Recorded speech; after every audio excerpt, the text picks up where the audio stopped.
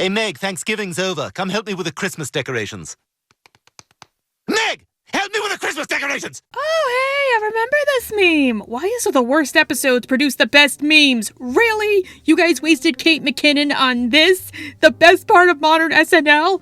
It makes no sense. Hi, I'm Kitty Monk, and I'm here to talk to you about Family Guy. Or more specifically, Peter's sister? Peter's sister? Karen. Wait, she was a Karen before it was cool? Wait, Kitty, wait a minute. Peter has a sister named Karen? Yeah, I just said that. Yes, Catherine, apparently Peter has a sister named Karen. And yes, we'll talk about how that could make sense and how it also couldn't make sense. Now, Family Guy is a show that is all about family. I mean, it's in the title, so I expect a show called Family Guy to be about family and not 5 roommates living in New York. And while we sometimes focus on the Griffins, we occasionally get glimpses of extended family. Dun dun dun. Both Peter and Lois are siblings, as in they aren't only children, in a way that either makes sense or it's explained in a way that makes sense. With Lois, she has her sister Carol, who is known for having a dozen husbands, although she wasn't married to them at the same time, thankfully. And her brother Patrick, who she was never told about because he went crazy and embarrassed Carter, and also he strangles fat guys. Peter's siblings, well, since we are discussing about his supposed sister, let's discuss this. Normally, Peter is portrayed as an only child, but when Peter has siblings, the idea of it is usually played off as a joke, like it's not meant to be serious. Where the point is made because they're in cutaway gags, they're almost certainly non-canon, as 98% of what we see in cutaways is non-canon or meant to be. We're not supposed to take it seriously. Like, do you really think Peter had a son who he shook too hard? However, yes, Peter has had siblings both before and after this episode. In Fresh Air, he has a hairless twin, an albino twin also, he keeps locked in the storm shed, and he only lets out on special occasions if he's feeling good. Close the door, the moonlight burns! It's almost Christmas. It's almost Christmas. Yes, keep being good, and all the eggshells and coffee grounds will be yours. And when Peter finds out Chris will inherit all of Carter's money one day, he goes to check on his twin, who finally fights back. Good for him. Hey, that rhymes.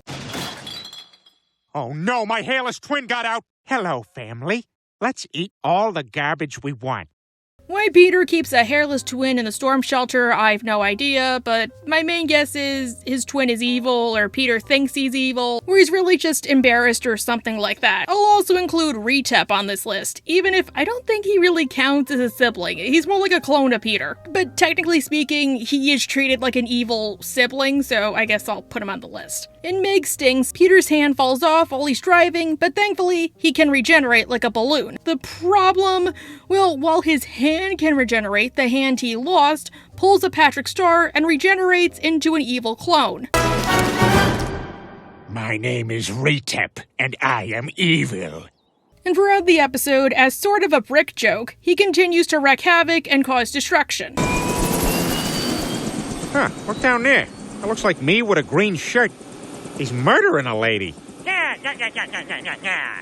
Then there's his other twin, Thaddeus Griffin. Peter has a lot of twins. Unless maybe they're all just the one twin under a new identity each time. Like maybe that's why he keeps the hairless twin in the storm shed. He's really Thaddeus. Back on the market. Boy, this is really going to upset my evil brother Thaddeus. Yeah, this will surely affect my inheritance. Yeah.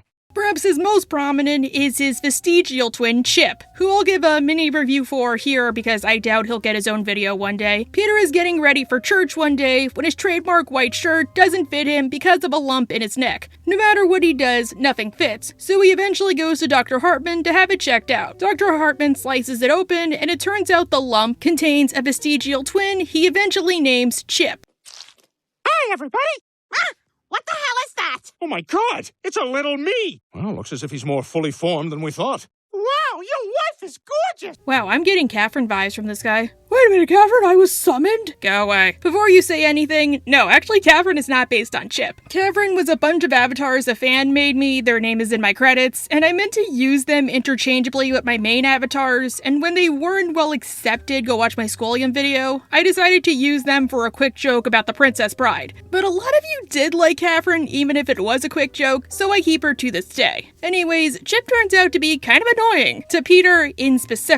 To everybody else, he's a little angel with his little stubby little hands and his little high-pitched voice, and I love him so much he looks like Toad. Ow! What 15 all. And this is just the first game of the first round of a 3-week tournament? Yay! Funny story, I get requests to review this episode a lot, and I might one day. But I don't necessarily hate Chip. Don't get me wrong, I know how and why some people might not like him. His voice can be kind of grating. He one-ups Peter by just existing. But maybe it's because I have a weakness for cute things, and I find Chip cute. Like, oh my god, look at him, he's so cute. So I'm willing to excuse a bit of what he does. But yeah, I don't outright hate the episode strangely. Then again, I didn't think the episode Chakophosaur from South Park was all that bad, to be honest. Maybe because it was supposed to be making fun of Jar Jar Binks. So yeah, maybe I'm not the right one to go to about this. Chip wants to be freed to have his own life, so he and Peter have a surgery to separate themselves, which they are lucky to both survive, and... Hey, everybody! Look who's walking! Chip! Oh, Chip, I'm so glad you're okay. Yeah, and I'm okay too. I mean, seriously, how could you hate Chip? Look at how cute he is. Oh my god, he's like a little chicken nugget. I could just eat him up. Not literally, of course. I have standards, and he's technically a person, but figuratively, like, look at his little stubby hands and feet. He don't even have fingers. Now that Chip is freed, he endears himself even more to the Griffins because he's cute and he can walk and stuff. And Peter quickly becomes jealous, so he tells Chip to leave. Chip goes to leave as his brother commands, and the family goes to look for him. But Peter stays behind and falls down the stairs, breaking his leg, only for Chip to be the bigger person and rescue him. You're a terrible brother, husband, and father. I'm out of here, and you can go to hell. Wow, what a nice day out. Look, a rainbow. Peter finally comes around to accepting Chip, but by this point, Chip decides that he should move on from the Griffins and make his own way in the world, and he leaves to be the young, funny kid on ABC's The Middle. Wow, this is just a whole bunch of loud garbage. I have never watched that show, but I know the guy who voices Ludo's brother is in that one. How is it? But I will say, though, I kind of like this ending. It's kind of weird in, like, a good way. This is Family Guy, and I'll be honest, I 100% expected Chip to be like, I'm making my way in the world! And then he gets, like, eaten by a pigeon or run over by a car or something. And then the episode just, like, abruptly ends like, oh, that happened. Or because he's a vestigial twin, and vestigial twins normally can't survive on their own without the bigger twin, that being separated from Peter ends up giving him, like, malnutrition or something, like, yay, I can't wait to live. Oh my god, that's a lot of blood. Oh yeah, he's a vestigial twin, I forgot. Like, you know, status quo and all, that way Chip can never come back. I mean, Chip does come back for a quick moment in Customer of the Week when they make that joke about Seth voicing a bunch of people. So yeah, thanks writers for not doing that. I was pleasantly surprised. But can you maybe bring Chip back one day? I mean, he's like cute and all. Peter's final sibling, as in like literal sibling, is his Broster, who appears in a cutaway in Brothers and Sisters, with the joke being that they're intersex. I always wanted a brother or sister, but instead I got a broster. Hey, Peter, you want to see my fish? I don't know. I only had this sibling last because some people have theorized they eventually grew up to become Karen, and yeah, I could see that happening, kind of. Like, it would make sense narratively. My only counterpoint to that is that Karen in her episode was shown to be a big bully to Peter, so much so that Peter apparently hid her identity for years from everybody but Lois. Like, not even his friends or the kids knew who she was. Whereas the Broster, we see the two have a good relationship outside of Peter just not knowing how to react. My point is, outside of including all of these siblings, outside of one-time jokes, I really don't think it's all that far-fetched of an idea that Peter has a sister. Kind of, in principle, theory, all that jazz, Mad Pat stuff. But how does the episode present it? Well, let's discuss. Things open up at the Griffin family household on the day before Thanksgiving. A Wednesday. You know, it's strange. I'm reviewing this episode in like mid-September, even if it is giving me ideas for future videos. I had no clue it was a Thanksgiving episode until I reviewed it. Like, I haven't seen this episode in years. I just heard people say it's bad, so I need to trust their opinions on the matter. Wait, do I ever do Thanksgiving videos? Is that something I should be doing? Brian is on his computer, probably pretending to be smart like usual, I hate you so much, when Stewie walks in and asks to see what he's working on. Why, Stewie, why? Well, I mean, it's Brian, so that's why, but you know what I mean. Brian claims he's working on a spreadsheet. What are you working on? Just trying to make some sense of these numbers. Yeah, and I'm not a fat chick who dresses like a giant butterfly. No, I'm normal. When really, he's watching a bunch of naked people doing naked people things. What exactly was the end game if I hadn't walked in? I don't know, Stewie. You're a pretty smart cookie. Although you also think a menstrual cycle is like a giant Dr. Seuss bicycle, so I guess roll the dice here. Yeah, maybe I don't want to know the answer to that either. Gross, Brian. Ew, I hate you. Gross. No. Brian, hate you. Also, if you're still on the fence about hating Brian, and you think you need more reason to hate him because clearly my videos aren't enough, despite the fact he lives with Peter without needing to pay bills, or rent, or have a job, or any kind of that crap, he refuses to help out with even the most basic of chores, even if it's just helping other people bring in the groceries he's probably gonna eat that night. There's still a lot more groceries in the car. Well, it's not a race. Take a break. Oh, you don't want to lift a finger? I hope you starve, Brian. If you knew how close we were to putting you down last year. Thank you, Lois. Thank you. For once, I agree with you. Don't worry, in one timeline, a car does it for you. Later that night, the family watches TV as an excuse for them to insert a cutaway gag when Meg brings in the mail. It's the usual stuff, like running gags throughout the episode. Any flyers of Hispanic women running for city council? Yeah, there is. Thank you. Chris helping to get a Hispanic woman elected seems like it'd be a good episode. Like, he is pretty progressive, and yeah, he's Chris. Why haven't they done this yet? I mean, there was that one episode where he dated a Mexican girl with 2 kids, and he did help her and the kids get across the border. Was that inspired by this? Finally, it gets to Peter, and it turns out to be a letter from his sister Karen. Peter, you got a letter from your sister Karen. What? You've got a sister, Dad? His sister Karen. His sister Karen, who lacks a Karen haircut and does not want to speak to the manager but still sucks as a Karen. His sister Karen, who is always around, he just never mentioned to anybody besides Lois. His sister Karen, who he never told the kids about. Why do I keep using anaphoria? Apparently, the reason Peter never told them was because he and Karen never got along, as Karen, the older sister, would always bully him. Your father doesn't like to talk about his sister, Meg. They've never really gotten along. Wow, Peter, in all the years I've known you, you've never even mentioned a sister. Big deal. I don't talk about my sister. Lois tells Peter that Karen says she's coming for Thanksgiving dinner and that Peter needs to just, do what Elsa does and let it go. Because she's family and all kinds of toxic crap like that. I hate it and I'm probably gonna have a rant coming in soon, so yeah. And Lois overrides Peter's decision, even though Karen is technically not her family in a way. I mean, you know what I mean. And tells the family that Karen is coming, hopefully not off camera. We'll just do it to then. No.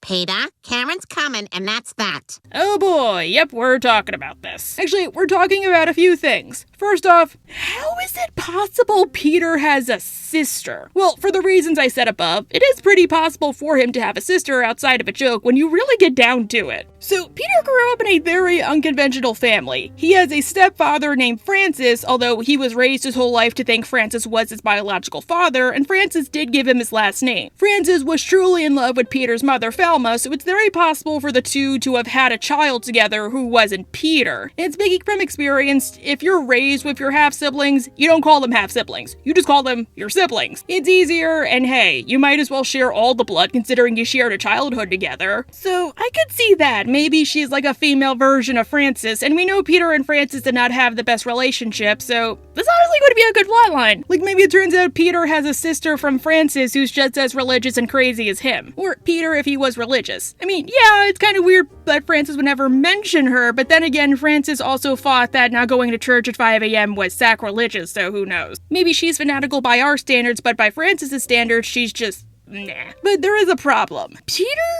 and Karen do look very much alike, and we know Peter gets his facial resemblance from his biological father, Mickey Finnegan, unless maybe it's like a Junichiro Hank Hill situation, which by cartoon logic I am willing to excuse, where Hank and Junichiro basically look like clones, even though, well, they do share a father. Hank gets all his facial structure from his mother, so Junichiro should look like a Japanese version of Cotton rather than a Japanese version of Hank. You might be tempted to say that Karen might be a paternal half-sister in that case, rather than a maternal one, but that I disagree with too. Maggie and Velma had a one-night stand, that was it. Velma did not even expect to see him again. The two did not see each other afterwards. Like, she even said she went down to Mexico to make sure Peter could never be born because she never expected to see Mickey. So like, how is it possible that Mickey could have another child? Like, he doesn't even say like, oh yeah, I tried talking to my dad and it turns out I actually have a sister. Sorry if I'm looking too deeply into this, but I just find it a great case study, for lack of a better word. Like, I like analyzing stuff. Maybe I want to make a Family Guy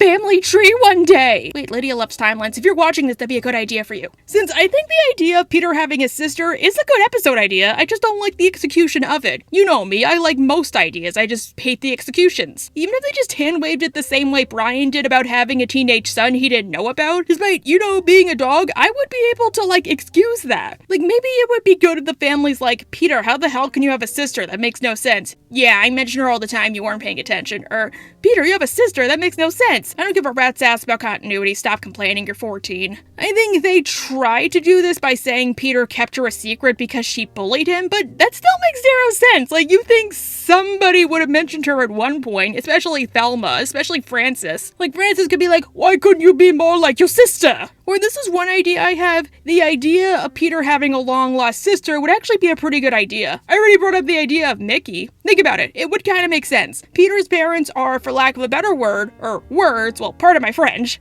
giant and Thelma cheated on Frances constantly. Peter is living proof of that. Mickey is the town drunk. So I could buy the idea the two had a kid, just not with each other. And they just gave the kid up for adoption or something and never mentioned it. Or maybe they could say Peter had a twin and then, I don't know, I'm thinking too deeply into this. Or maybe they could say something like Peter does a 23andMe or an Ancestry.com thing and discovers he has another sibling and he wants to be close to her. And she's really a secret wrestler or something. But she turns out to be a giant bully, so maybe it was better for sleeping dogs to lie. Or she's really a famous celebrity and Peter takes advantage of that. Or maybe she's famous and then she hates Peter or something, I don't know. There was that episode that revealed Peter had a bunch of kids because he donated sperm. And not just that one time with Bertram. My second point is, holy heck, Christ on a stick. I hate Lois so much in this episode. I already hate Lois, kind of, depends on the episode. And I guess that's kind of the point here, she's meant to be the dissenting voice. The episode will eventually prove her wrong, but oh my god, I hate Lois here so much. She basically tells Peter, get over it. And if you tell somebody to get over it, they're not going to because you're not validating them. Lois tells Peter to basically get over the fact that Karen spent his whole childhood making his life miserable and bullying him, and even if he told his parents they didn't do anything, and just let her come over for Thanksgiving just because she's family. And again, Karen is not her family in the same way Patrick or Carol are. So she basically overrides Peter's very justified decision with the idea of, she's family, Peter. And you know how I feel about that. Just because somebody is family does not give them license to bully you or treat you badly. You do not have to put up with that crap. And you are 100% allowed to not want them in your life in that case. Even Peter had to learn this lesson several times. He was allowed to love Frances because Frances was his father, or at least he took on the role of a father when Peter was a kid, but he wasn't obligated to like him, and Frances likewise was not obligated to like Peter. As Frances was a bad person who used religion as an excuse to treat Peter and even the frickin' Pope and his family like crap.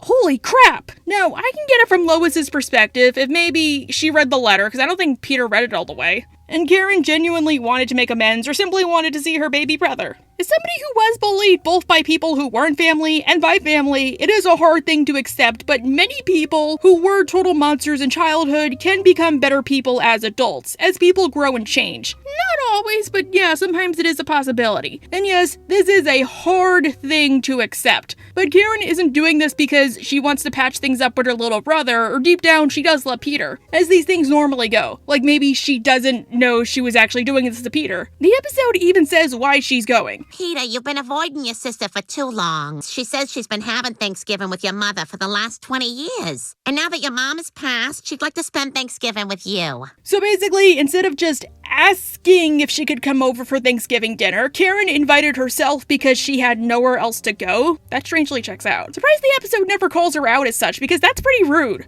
And that's even more reason I hate Lois. Peter has more reason to hate Karen now. Because rather than just call to ask if she can come over or calling Lois to act as a mediator, she sends a letter. One Peter can't reply to because don't you know how long snail mail takes to get delivered and all that crap? And they never make the point if perhaps Karen did try to call him or text him or even email him, but maybe he ignored her because he thought that she was gonna bully him or didn't realize they were from her, or maybe he blocked her or something. So yeah, that's another notch in the belt. Surprisingly, even the episode points this out. This is one episode that would 100% be solved if everybody just sat down, shut up, and just communicated and used their words. If you want to settle things with your sister, just go talk to her. Now, Lois. Not helping is how, in addition to Lois, pretty much all of the Griffins want to meet Karen and excuse what he's saying, like, oh, Dad, you don't really mean that, she's your sister. Especially Meg, who is delighted to finally have an aunt. How cool! I didn't even know I had an aunt. Meg, you already have Carol, and Mayor West was still alive during this time, so yes, you already have an aunt you can talk to. And one who would probably appreciate the company, and one you could probably just literally walk to, considering how close everything is in Quahog.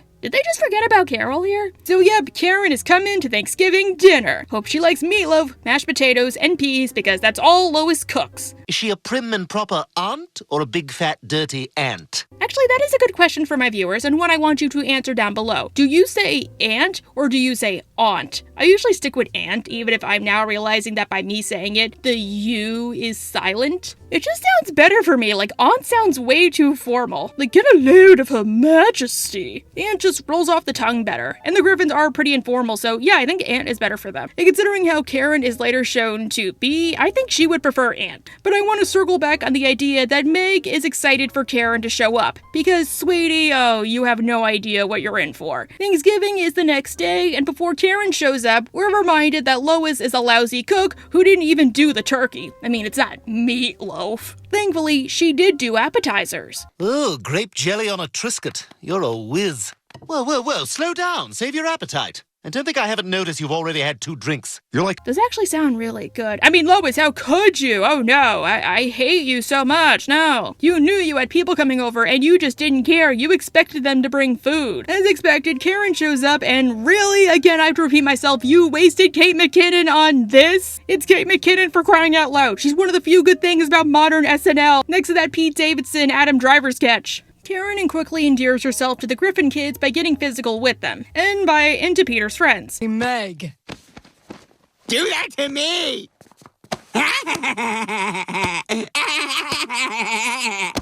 Aww, and yes, once again, I know they probably made her look like that for the sake of comedy, sort of to emphasize that she is Peter's sister, hence the title. But yeah, I'm not repeating myself, so I'm moving on. And wow, by me saying I'm not repeating myself, I am still somehow repeating myself. That's awful. As I said above, Peter hates Karen because she spent his entire childhood bullying him and making him miserable. And becoming an adult has done little to get her to change her behavior, which, unfortunately, is still pretty true. What kind of bullying does Karen subject Peter to? Well, verbal, I guess, and more so something you'd see in like high school or middle school. Actually, no, why don't you see for yourself? Hey, Karen. Welcome to our... Bring it in, PP! I like her. Karen! Wait, Randy? Wait a second, this seems familiar. Did Peter do that to Chris at one point? No, I'm kidding. I know he's doing it to Meg, probably without realizing so, but I have to make jokes. It's a part of my job, guys. Does this mean Peter bullies Meg because she reminds him of Karen? Because that seems kind of sad and kind of a weak excuse if I'm being honest, but I suppose we'll get there when we get there. Hello, I am City Councilwoman Rosario Vargas. Quahog doesn't work if it doesn't work for all of us. That's a beautiful pantsuit, Miss Vargas. Is it unfair to say that Chris is a pervert nowadays? Wait, not a pervert. A pervert. Like, I wanted to make a whole video about how the newer episodes sort of turned Chris into this loud idiot who suffers greatly. I mean, he dated Taylor Swift for crying out loud, and already made a whole video about one reason he suffers being because he listens to his father, who is somebody nobody should look up to. But wow, considering this and the chemical castration episode, I might have other ideas brewing for future videos. Guess Chris really did become his father. That's sad. Somehow the family doesn't care or notice that Peter's bullying is evocative of certain things, if you catch my drift. Like they've seen it repeated at home multiple times. So they simply welcome Karen into their home with open arms. Or maybe they're reminded of Peter, since Karen is basically a masculine female version of Peter, so they're curious why he can't take a joke. We're ashamed to make chin nuts? Oh my god, his chin kinda does look like nuts. Ha ha! I never noticed that. How could you not notice it? Quagmire, I don't think you're one to talk considering how your chin kind of reminds most people, or at least me, of other things, if you catch my drift? Trying to find a good word to say while being gender neutral and not getting this video flagged by YouTube. Oh wait, no, I have censors, that's oi. Okay, it kind of reminds me of I'll even say the same about Joe and his freak chin. Joe, your freak chin looks like a... Like I can stick my finger between there. Cleveland, you're fine, and I can't make any jokes about you. You're normal. I love that. I have zero complaints, dude. Go back to living your best life. As it turns out, Karen is a lady wrestler named Heavy Flow, with her whole gimmick being that she's themed after periods and menstruation and the like. What do they call you again? Heavy Flow! You're Heavy Flow! In the flesh and blood. Gross. That's actually pretty funny. Wait, no, what's wrong with me? Why did Family Guy get me to chuckle, especially during an episode I don't like? Nothing Family Guy does is clever. Ugh, there's something wrong with me. Ugh, I'm ooky. I feel like Gretchen Wieners. Ugh, there's something wrong with me. Gross.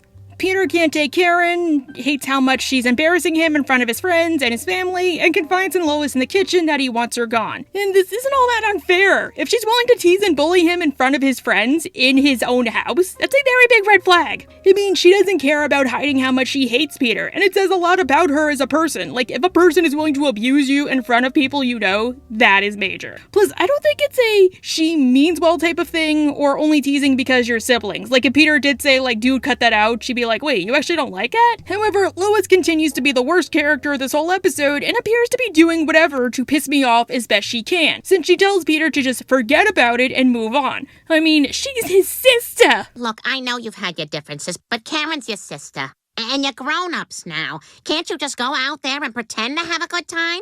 Fine, I'll play along. Then go tell that to Karen. Like, Karen's the one who's causing most of these problems, Lois. All you're doing is, like, enabling her and taking her side. Like, I don't think Peter's really being a child here. And that's not me being cynical. Even the episode points out that perhaps, although this is not a guarantee, that some of Peter's problems might have been solved, or at least solved a tad quicker, if he just went to Karen and told her to calm the F down and tone it down a notch. Or if he was uncomfortable with her bullying. And I guess to Peter's credit, he does try, but whenever he does, Karen just takes it as a joke, or everybody laughs at him. So yeah, again, I am on his side. He was right all along for once. You know, I'm really surprised that considering Patrick, that Lois would think twice about not wanting a sibling in your life. Although, maybe that's more reason why. Like, her brother sucked because he murdered people. At least, Karen's there and she wants to be with Peter. But it does lead to a cutaway of sorts when Peter is told to just grin and bear it.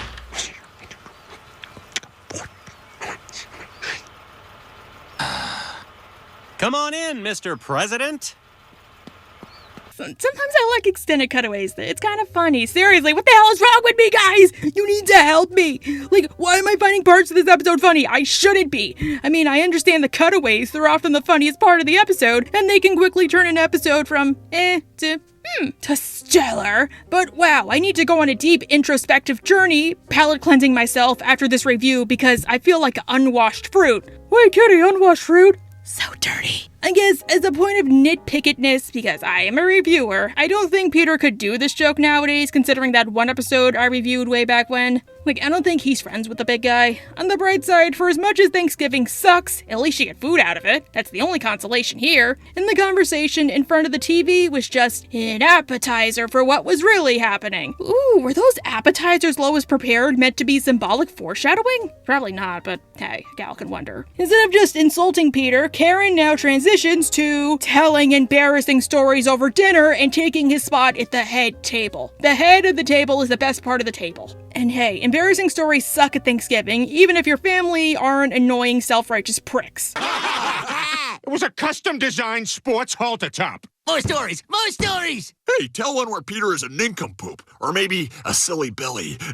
Oh well, at least Karen didn't tell a story about the figurine thing. What? Karen also did a bunch of things that Peter normally does at Thanksgiving, like carve the turkey, which admittedly, I don't like Karen, not because the episode doesn't want me to like Karen, but in her defense, she didn't know that was Peter's thing. Maybe she thought she was doing something good, so I can't really fault her for that. You might as well get mad at her for just breathing. They also introduce another trait about Karen that Peter isn't too crazy about. As a wrestler, her trademark finishing move is called the Toxic Shock, where okay, I don't know how wrestling works, okay? Like, I'm the wrong person to ask. Like, all I know is maybe it's, like, staged or something. I don't know. I have questions. I mean, sometimes I like playing WWE on the Wii, but that's about it. But from what we see, the Toxic Shock move involves choking people with your legs until they turn red and pass the F out. Wow, I should probably kill people with that. Regardless, Toxic Shock itself is bad. That's how Jim Henson died. No, really, no joke, look it up. He died of Toxic Shock Syndrome. Also, Peter has a few objections to Karen being there, primarily in relation to the annual football game the family plays. Maybe after dinner.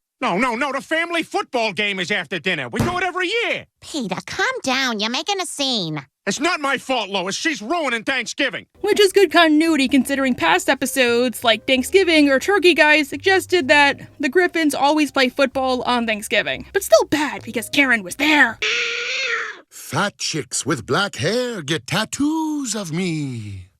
Well, they were really killing it with the comedy this time around. Wait, no, it's Family Guy, no! Boo! Boo! You're talking about one of my all-time favorite movies, and I guess one thing I will say, though, is no, I don't think they would use human heads or stuff like that, because the people of Halloween Town are kind of bad, but they just do it as a prank, and they don't really mean any harm. They even say in the songs, like, that's our job, but we're not mean. What is wrong with me? Please, I need help. Maybe, is it possible that outside of the message of this episode, it's surprisingly funny and you might go back and rewatch it? Oh my god, I was supposed to be doing Catherine's voice and I forgot! That's how bad I am! Okay, I guess I'll do Catherine's voice now. Maybe it's possible that outside of the message of the episode, it's surprisingly funny and you might go back and, I don't know, maybe rewatch it once or twice with your best biffle, Catherine. Excuse me? Guys, I'm a critic. I have a soapbox to stand on. Why would I take a middle ground approach with this? It's not like I preach to people that, like, it's okay to take a middle ground approach because unless it concerns something important like civil rights, each side has its own validity and all. No, I preach my way or the highway. Were we talking about- wait, what were we talking about before my mini crash out? Oh yeah, so Peter is playing football with his family on Thanksgiving, and Quagmire remembers that per Foxy Lady, he's really a 61-year-old man who just eats a lot of carrots. God, I love this time of year. It's just past all the amazing colors of fall and before the white of winter. Just brown and gray.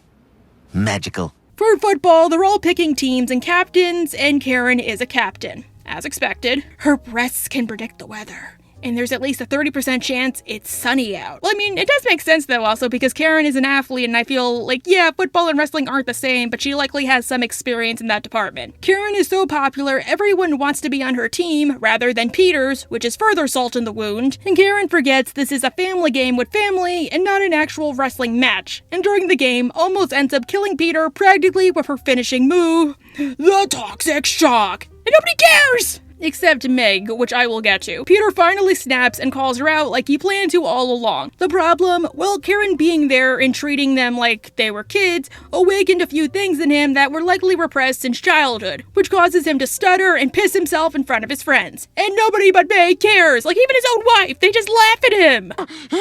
You're a jerk, Karen. What the hell was that? That's his stutter. I hate you so much, Lois. I'm reminded about why I dislike this episode so heavily. Like, don't get me wrong, I don't like Peter, but even I think this is a bit too far for him. However, let me make a point clear. Normally, when I want Peter to get consequences, it's for stuff he did during the episode. That's how I feel karma should usually work, especially for a show that doesn't really have, like, long-running storylines. Yes, I want Peter to get karma overall for stuff he does, but Family Guy isn't that type of a show. It's not like True Detective or even Hell of a Boss. So I'm fine if they get karma by an episode-to-episode basis, like if Peter gets karma for what he did earlier. Here, Peter didn't do anything to warrant the treatment. Like, this is basically torture porn, beyond not wanting his sister to come to Thanksgiving. And he had a good reason to, considering everything that happened and everything I said, and everybody just didn't care. Karen just wanted to go to bully him, and not to be alone at Thanksgiving, as in she had nothing better to do. If they wanted to make the point that Peter realized Karen's bullying was bad, or it was similar to, I guess you could say, other things, I would accept that answer. But no, he didn't do anything bad at the beginning of the episode. Like, it was just a pointless scene, I hate to say, which was funny, but still pointless. Brian being Brian and Stewie making a smart-ass remark like you would see in any other episode. So yeah, it feels a little unfair to Peter here, I hate to say. I think if instead of Brian and Stewie, if we got a scene of him bullying Meg, or maybe if he did what Brian did and just refused to help Lois with the groceries, or maybe even Meg wondering like, Dad, why do you treat me like this? It would fit a bit better and be true karma of sorts. As it stands, it just feels strange for lack of a better word. Where I feel bad for Peter, strangely, but he treats Meg like this all the time, so it feels like to some degree, he does deserve it, even if he also doesn't. I don't know, let's go to the next scene to get a better feel. After Thanksgiving, May goes to Peter and says that for some reason, she feels bad for her father as she now realizes why he's such a big bully. Karen spent the entirety of his childhood bullying him, and he does it to her without realizing it. I now see why you've been so tough on me all these years. Because it makes my friends laugh? No, because that's how Aunt Karen treated you when you were a kid. Yeah, no, I disagree with the episode. I do not think Peter bullies Meg because Karen bullied him. Like maybe he's somehow reminded of Karen when he sees Meg because Meg is a woman. First off, that's a pretty weak excuse since Meg seems nothing like Karen beyond being a little stocky and being female. If anything, she looks more like a chubby brunette Lois who wears glasses. Second, there have been better quote-unquote reasons why the family bullies Meg that other episodes have said, or I guess make more sense. Like Meg was the firstborn and Lois and Peter are very when you make waffles who throw out the first one type of people. Or she got into their happiness. Or Lois wanted an abortion and couldn't get one. Or that Peter knows he bullies her but deep down he does love her, he just needs to keep up appearances. Or that the writers at least have admitted they have no idea how to write for a teenage girl so they just make her the lightning rod. Not to mention the abuse of Meg isn't just limited to Peter like the episode makes it out to be, as in Peter exclusively bullies her. Yes, he's usually the ringleader, but the whole family gets in on it every once in a while. And outside of Lois, nobody knew about Karen's existence until this episode. So yes, it does feel like a very weak excuse when there have been better ones. Say what you want about the lightning rod thing from Seahorse Seashell Party. For as much as I hate that, it feels like a better reason, and it makes more sense than Peter got bullied by his sister, simply because it explains why Meg never stands up for herself, and it explains why if she tries to make any progress, they all, jump in on her. Not to mention, I feel like that arguably makes Peter a worse parent in this case than he already is. Realistically wise, since he knows what it's like to be bullied, and he still took his childhood trauma out on Meg, a helpless victim, and considering how he's her father, probably 10 times worse than Karen ever did to him. After all, you can still be a victim and a perpetrator of the cycle, and he even makes the point he resented how his own parents never helped him, which again means he knows what it's like. He knows he's doing this. Peter says he always tried to stand up to his sister, but nothing ever seemed to work. And Meg knows that. She's done it multiple times and nothing's ever taken. So yes, Peter, you sucked here. And the thing is, I feel bad for you. It's just,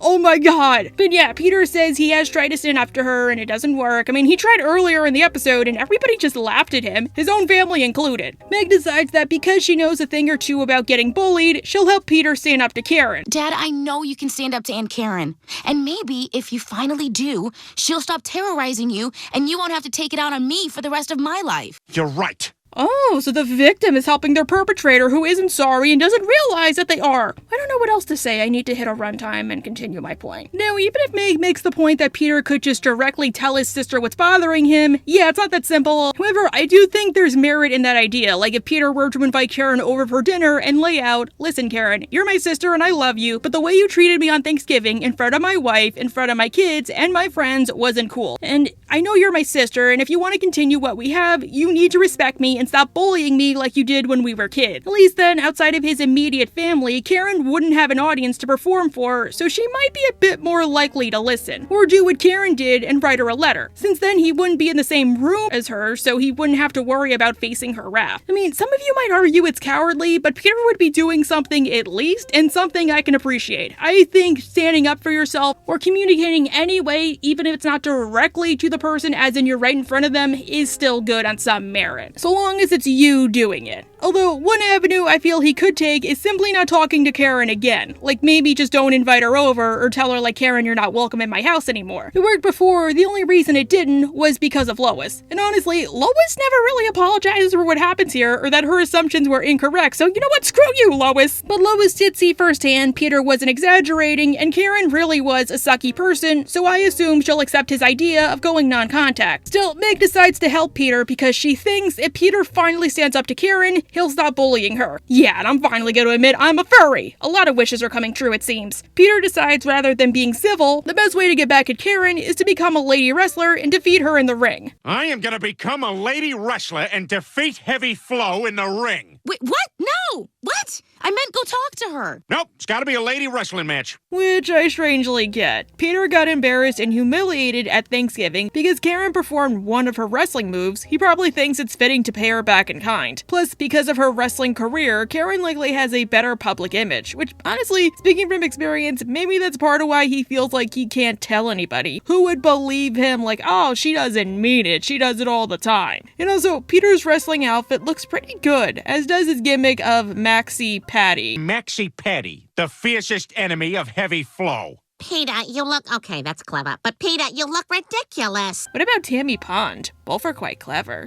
Chris? What's the capital of Maryland? I do not know, but that's a very good question. I think it's Annapolis. At least that's what a quick Google search told me. Peter trains with the guys and Steven Seagal, who I have no jokes about. I guess Google him on your own time. But beyond reminding us that Cleveland has a stepdaughter who doesn't talk anymore because she likely moved away and became two people in Beach City, we do get one funny joke. The 6 stations of the Lord's order, and they will all burn. Okay, too far. Come back. I need professional help, don't I? You know, there's only 2 things I've wanted to do my whole life. Put my sister in her place and go to Chico's Monkey Farm. So get this, Chico's Monkey Farm is apparently a real place, or at least it was, but it was in Richmond Hill, Georgia, not Rhode Island. But the problem was that the monkeys were kept in poor conditions and tourism was dwindling, hence why it had to close. I don't know, I had an inkling it seemed true, so I googled and it was. I wonder if the staff knew that going in, or if, like, they just picked a random name. The wrestling match comes, and Peter goes to kick Karen's ass, which I feel like there's a notch in Peter's plan since he's disguised and all, so I don't think Karen would know it's him. Like, if you want to properly stand up to somebody, I think they should know it's you and not some random person. Damn it, Karen! Peter, is that you? What are you doing here? Something I should have done a long time ago. I'm tired of you bullying me. You're going down. Granted, she does catch on, but that makes me wonder if Peter was ever going to, like, say something like, oh yeah, Karen, BTW, it's me. Of course, as Karen is a trained wrestler who does this crap all the time, and Peter is but a civilian, he's no match for her, except for, like, 1 or 2 moments. No! Tell Stewie he's in charge of the show now. He always has nowadays. Where were you? I told you, literally, he hogged the first scene. To protect her father, Meg stands up for him by defeating Karen, and she's caught off guard by the element of surprise, and Meg wins, which I don't think that's how wrestling works, no offense, but then again, I'm not the one to talk to. Peter apologizes for how he treated Meg, as he realizes she's the bigger person than him. I'm really sorry I treated you so badly over the years. I guess I was taking out all the pain I felt on you. I understand. Better than anybody. Lies! And as it turns out, Karen might never appear again, not just because her VA is super expensive and likely busy, and from the way it sounded, likely recorded all of her lines over the phone, but because Meg actually put her into a coma she probably won't survive. Hello? No, I think I'm a different blood type. No, I don't want to check. Doctor says there's nothing they can do. Probably. Okay, so watching this episode, yeah, I don't think it's as bad as I initially thought. It was a bit enjoyable to get through and I did laugh. However, what I say, I do stick to. I really do think it makes no sense how they had Karen show up beyond they wanted a weak excuse for why Peter bullies Meg, and okay, I'm fine with them delving into the idea of why he bullies Meg, it's just this was the wrong way to do it. I don't know, it's kind of a mixed bag for me, I guess. Anyhow, bye. Did somebody order this lady? Oh, you're alive. Sorry, I was told I was in charge now. Well, if you die, this is kind of the creative direction I'm leaning toward.